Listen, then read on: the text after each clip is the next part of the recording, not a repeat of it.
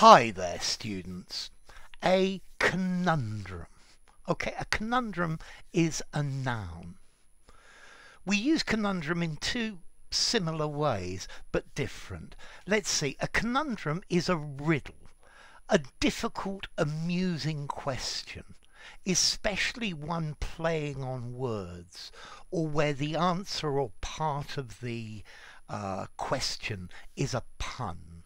So it's like something that you need to solve, a brain teaser. The classic one, what is black and white and red all over? The answer is a newspaper. Okay, because it's black and white and you read, past tense of read, read, R-E-A-D. It's red all over, so you read all of it, not black, white and red, the colour. Or another one. What four-letter word ends in K and means intercourse? Talk. To talk. Yeah, because if you talk, that is intercourse. You are having intercourse with someone. A formal word, but I will leave you to work out why that one is funny. Okay, we can also use the word conundrum to talk about a difficult problem, one that seems to be impossible. It feels like a paradox and you just don't know how to solve it. So, for example, the conundrum of spending enough time working to have enough money to live and also having enough free time to spend with your family or relaxing. The work-life balance, as they call it in business. It's a bit of a conundrum. Or the conundrum about trying to find your first job. They won't give you a job unless you have experience working. And you can't get experience working if you've never had a job. That's quite a conundrum to resolve. Or perhaps the political conundrums of an honest government. This problem is a real conundrum for the experts.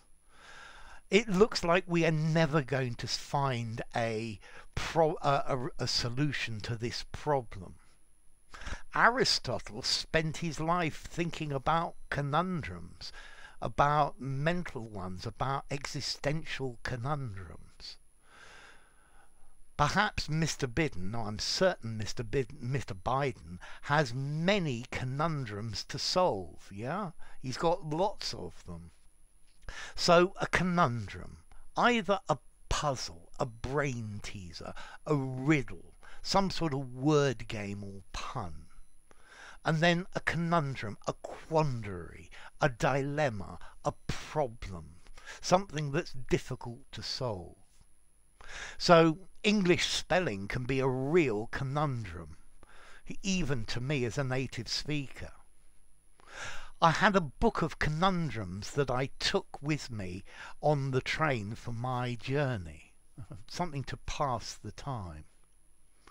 Or maybe the conundrum of, does God exist? There are many philosophical conundrums that I think we will never solve. Do I exist, or is this just a dream, a hallucination? I think, therefore I am. It's a conundrum. Okay, so next question, formality. I would give this word 5.5 in formality. It sounds ever so slightly, just the littlest bit literary, but I think you can use it anyway. It's a nice flexible one. Okay, now, next question. What about the origin? Well, there are lots of suggestions for the origin, but there's no clear one. This word's been with us since about 1600, and in that time it had a variety of Latin sounding spellings. let's see some of the suggestions invented by Oxford students as a joke to talk about puns, or something that sounds like hocus pocus, or maybe it comes from the Jesuits of Coimbra in Portugal, the Conimbrienses, sounds a bit like conundrum, Conimbrienses, and they used to give answers to philosophical questions using words with multiple meanings. So in the end, you weren't quite sure what they meant. So, a conundrum, a dilemma, or a brain teaser. So I'll leave you with one more easy conundrum.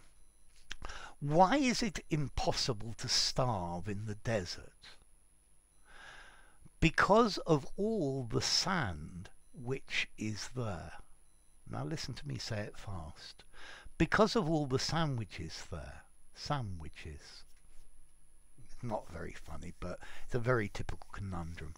If you enjoyed the video, give it a rating, subscribe to my channel, and I'll see you soon. Bye for now. Conundrum.